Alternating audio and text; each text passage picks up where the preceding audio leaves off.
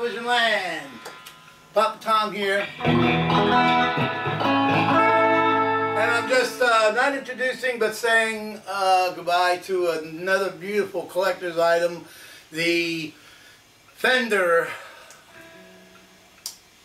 This one says E7. That doesn't mean it's a 1987. It's an E series, mid-80s, collectible Fender Squire red Dakota with all original parts. Snap-in bar, locking nut, Japan, made in Japan, Fender Japan tuners, beautiful neck, and it's actually, you know, all the Dakotas were 60 cop RIs. Copies. Oh, you can say RIs.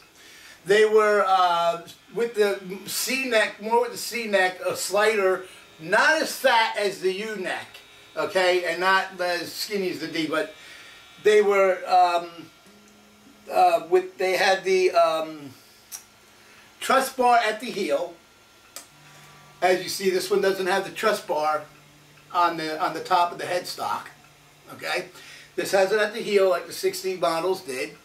And the body, again, is like that 67, the later 60s shape. Remember, in the 50s, they were real fat here. Then they got thinner in 57. And then 62 and 67 got thinner even yet. Okay, this one is in pristine condition with a few marks here. Little chip, nice chunk here.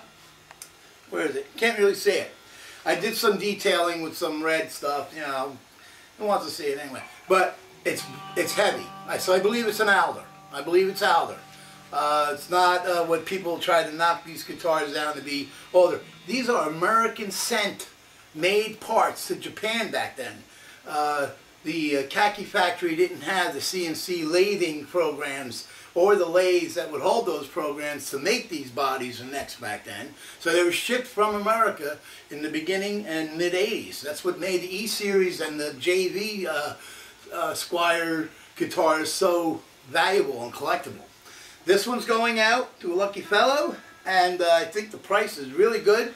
The neck is nice and straight. You know, I like a little bit of a curve in these 60s ones. It's got the thinner medium fret wire. Sounds just like a 60 Strat.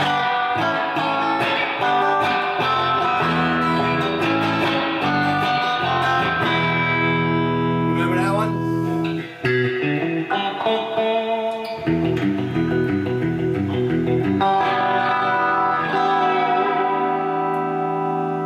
No noise.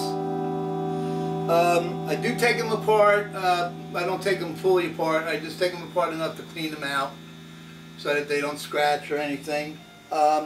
These are your flat top Godot type tuners, and the famous Shaler, made in Germany, Fender System 1 bridge with the fine tuners, best bridge in the world as far as Papa Tom from StratConnection.com is concerned.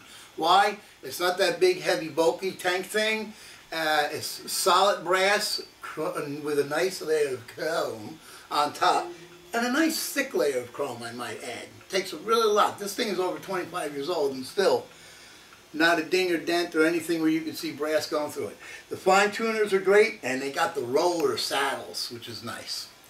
Not much more I can say about this beauty, and I'm only making this for her historic future knowledge, so that I can say I actually held a Fender Dakota in my hands and made a lot of noise with it. As you can see, they sound great. And I think I'm going to send this fella a free wrench. Ready? 1, 2, 3, 4.